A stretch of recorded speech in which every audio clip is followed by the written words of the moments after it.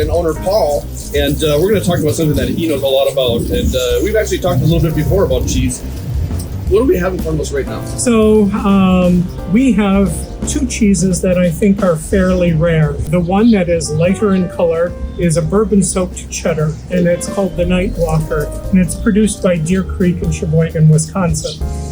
This company only produces this cheese in the fall, Thanksgiving to Christmas timeframe, but it's such a good seller with us that we've reached out to them and asked them to produce it longer into the winter season for us. The cheese is aged for about 1.5 years, and then it's soaked in a 5-year bourbon.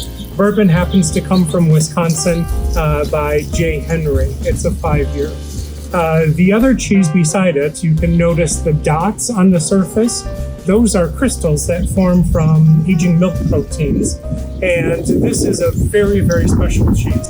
It's called Big Sky Grana, and it's modeled after an Italian Grana Padano. And then it has a 3-year age statement on it. So by the time you get only 30 wheels aged for 3 years, there's not a lot. Both of these cheeses, you'll notice, are broken off into nugget-sized pieces. Riddle herder cheeses like this is considered a proper way of portioning it for service. On this other plate, I have a variety of other cheeses. The one that is most notable is the bright orange one.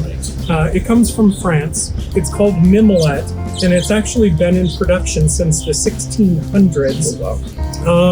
Beside it, we have a triple cream brie that comes from France.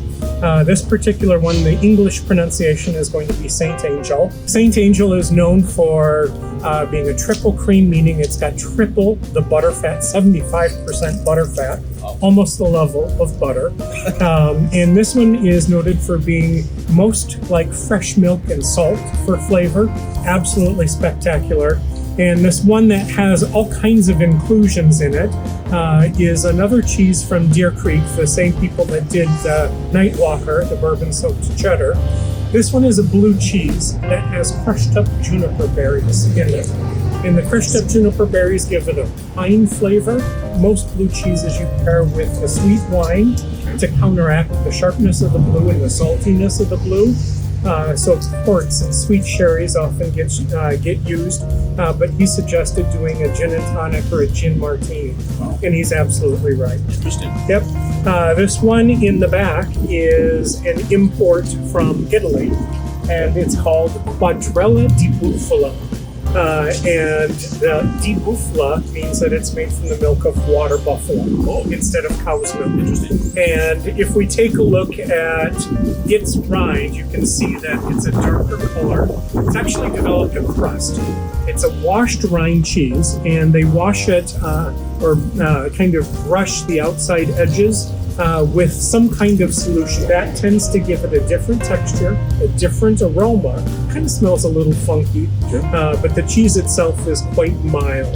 This last one is also from northern Italy, and it's called Crucolo. And it's a mild cheese, but not simple. It's got many layers in the flavor, produced only in one place, but made by one family.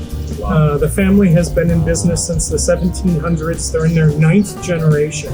So this is just a small sampling of many of the cheeses that we've got available. What would you pair some of these cheeses with? So, good question. I think some easy general rules are younger, fresher cheeses are more easily paired with white wines. Sure. And more aged cheeses tend to mix better with red wines. And that's a general rule of thumb. Excellent. Paul, I thank you so much. And like you said, if you want to find good cheese, Victual in Crosby. And good ice cream. And good ice cream. Anything with dairy almost. We make the ice cream on site. We get asked all the time, do you make the ice cream? Yes, we make the ice cream. Do you make the cheeses? We don't make any cheese. We know where our skill set is. Thanks, Paul. I appreciate it.